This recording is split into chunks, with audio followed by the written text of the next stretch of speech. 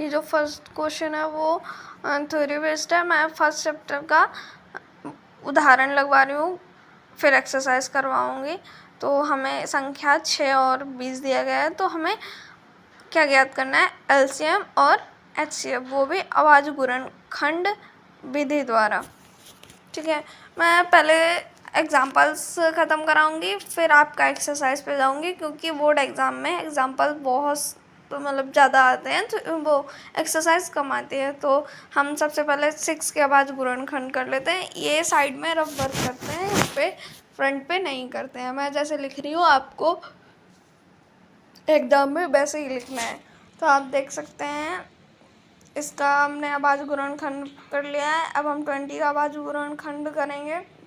तो ये 2, 10, 5 से किया तो 1 आया।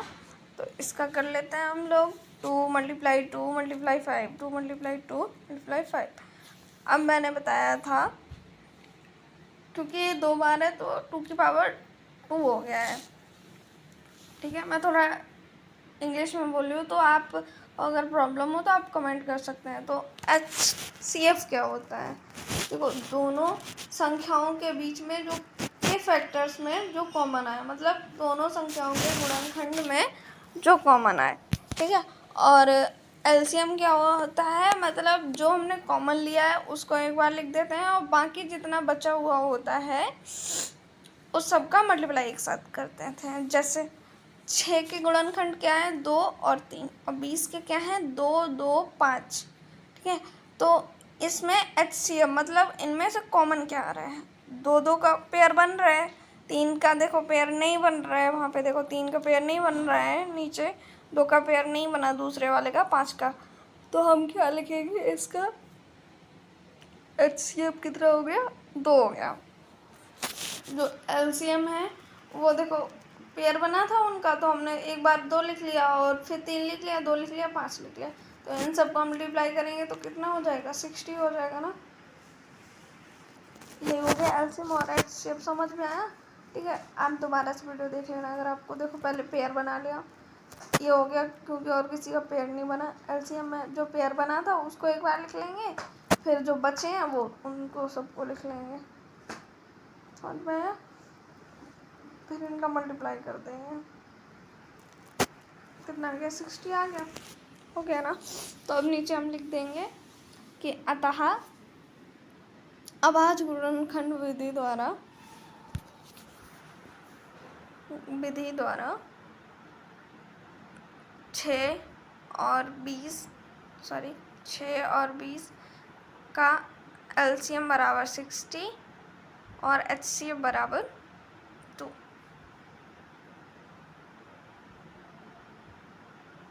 ओके, ये तो हमने कर लिया। अब हमको पता करना है कि ये सही है या नहीं, तो हम इसका जांच करेंगे। बहुत सारे क्वेश्चन में जांच करने को आता है, तो आप इसको करना पड़ेगा। ठीक है, बोल देगा एग्ज़ाम में कि इस क्वेश्चन का जांच करो। तो ये एक फार्मूला है, ये आप याद कर लेना, HCF AB multiply LCM AB multiply A into B। यहाँ A और B हैं जो दी गई संख्याएं हैं, मतलब A इक्वल टू 6 और B इक्वल टू 20, या B इक्वल टू 6, ऐसे कुछ भी कर सकते हो। तो इन ऐसे अपना HCF 2 आया था, LCM 60 आया था, तो इधर संख्या का मल्टीप्लाई करके ये कर दिया, और ये सत्य है। ओके, देख लेना आप इसका। ये सेकंड क्वेश्चन है, इसको भी अभाज्य गुणन विधि द्वारा ही सॉल्व करना है पुराने की तरह। तो आप देख लेना इसको, मैं तो भी बता रही हूँ। ये एग्जाम्पल ज़रूर सॉल्व करना, ज़रूर से, क्योंकि ये एग्ज़ाम में बहुत ज़्यादा आते हैं, बहुत इंपॉर्टेंट होते हैं। प्लीज़ इसको हल्के में मत लेना। तो इसे शायद ऑलमोस्ट 2 क्वेश्चन पूछा जाता है, ये क्वेश्चन ज़रूर आता है। तो ये क्वेश्चन भी हमको अभाज्य गुणनखंड विधि द्वारा ही सॉल्व करना है। तो आप देख सकते हैं, मैंने मेंशन कर दिया हो, पीछे आपने देखा होगा मैंने क्वेश्चन का फ़ोटो भी लगाया है, तो उसे आप सॉल्व कर लेना। और बाकी ये मेरा टेलीग्राम चैनल पे ये मिल जाएगा, मैं अपना टेलीग्राम चैनल का लिंक भी अपने इसमें यूट्यूब चैनल में ऐड कर दूँगी। तो आप वहाँ से ये सारा मटेरियल, मतलब इसका पूरा PDF ले लेना। ठीक है, तो सबसे पहले हमने इसका 96 का हमने गुणनखंड किया है, तो आप वो थोड़ा पता नहीं कैसा शॉर्ट हुआ है तो वो ले नहीं पाया, तो आप देख सकते हैं यहाँ पे 2 2 2 2 3, मतलब 5 टाइम 2, तो जब 5 टाइम 2 है तो उसका पावर 5 हो गया और मल्टीप्लाई 3, ठीक है। अब 404 का गुणनखंड होगा।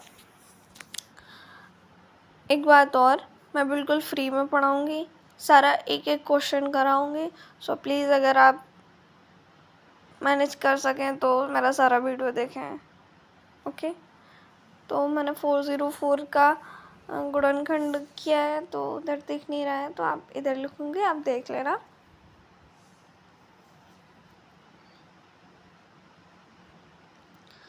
आई थिंक इसका 2 मल्टीप्लाई 101, हाँ ठीक है, क्योंकि 101 किसी से कटता नहीं इसलिए, तो 2 दो बार था तो उसको 2 बार कर लिया। तो HCF क्या होगा इसका? अब ऐसे तो आप मतलब जोड़ा बना नहीं सकते हो इतनी दूर से, तो हम पहले इधर गुणनखंड लिख लेते हैं। 2 2 2 मल्टीप्लाई 101 96, तो 5 बार 2 लिख लिया, मल्टीप्लाई 3, ठीक है। अब हम जोड़ा बनाते हैं, देखो इसका जोड़ा बन गया, इसका जोड़ा बन गया, और किसी का जोड़ा नहीं बना ना, नहीं बना, तो इसका HCF क्या हो जाएगा? 2 मल्टीप्लाई 2, क्योंकि उन दोनों का जोड़ा बना है, तो 4 हो गया। अब LCM क्या होगा?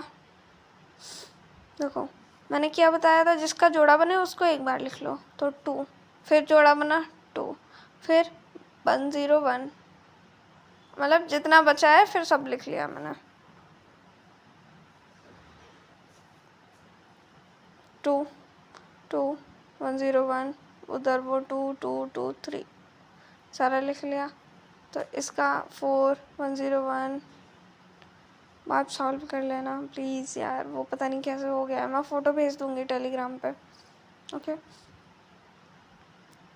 तो इसका पूरा जब मल्टीप्लाई किया है तो 96 मल्टीप्लाई 101 आया।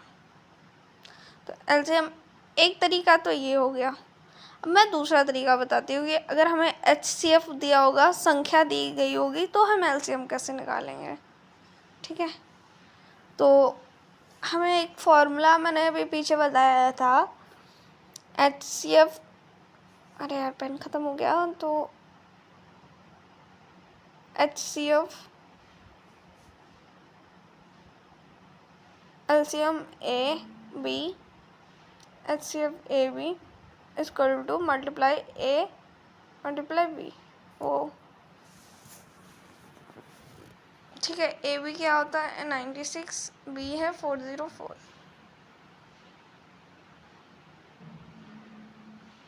तो हमें पता है कि LCM निकालना है हमको, या HCF निकालना है, मतलब LCM दिया है तो HCF ऐसे, तो ऐसे वो साइड में कर दिया हमने, ये हमने यहाँ पे अपना पूरा मेंशन कर लिया। HCF नीचे आ गया क्योंकि वो मल्टीप्लाई में था।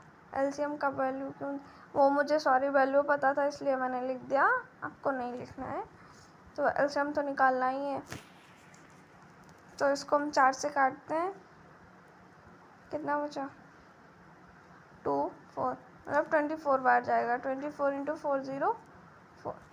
तो इसका ये पूरा सॉल्व हो गया है। इसका 4th उदाहरण है, तो इसको भी मतलब इसमें 3 संख्याएं दी गई हैं, तो इसको हमको अभाज्य गुणनखंड विधि द्वारा इसको भी सॉल्व करना है। तो पहले हम 6 का गुणनखंड कर ले रहे हैं, तो 2 से, फिर 3 से, तो 2 मल्टीप्लाई 3, फिर 72 का निकालेंगे हम लोग अभाज्य गुणनखंड।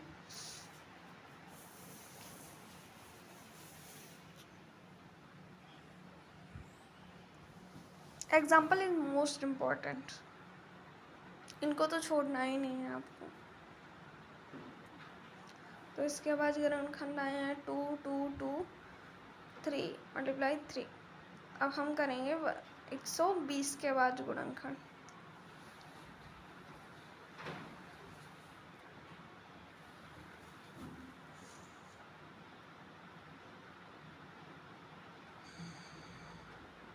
तो इसको 2 से काटा 60, 2 से काटा 30, 2 से काटा 15, फिर 3 से काटा 5, 5 से काटा 1, तो 120 का गुणनखंड कितना हो गया? 2 2 2 3 मल्टीप्लाई 5। अब इसमें हमको देखना है कि कॉमन क्या है। इधर 2 आया, इधर 2 आया, मतलब इन तीनों में ये कॉमन हुआ ना, तो इसको क्या करेंगे, अथा 672 है, वहाँ पे वो गलती हो गया, वो आप ठीक कर लेना। 120 का जो HCF है 2 मल्टीप्लाई 3 हो जाएगा, क्योंकि ये तीनों में कॉमन चाहिए होता है। इसमें 6 हो गया। अब इसका एलसीएम देख लीजिए आप, क्या होगा। देखो ये जो कॉमन आया है इन तीनों को एक बार लिख लेंगे, 2 3। अब देखना यहाँ पे भी एक पेयर बन रहा है, तो इसको भी हम एक बार लिखेंगे। यहाँ पे भी एक पेयर बन रहा है, इसको भी हम लोग एक बार लिखेंगे। फिर 3 बचा, फिर 5 बचा, इसको लिख लेंगे। समझ में आया? इन सबका मल्टीप्लाई कर दे रहे हैं हम।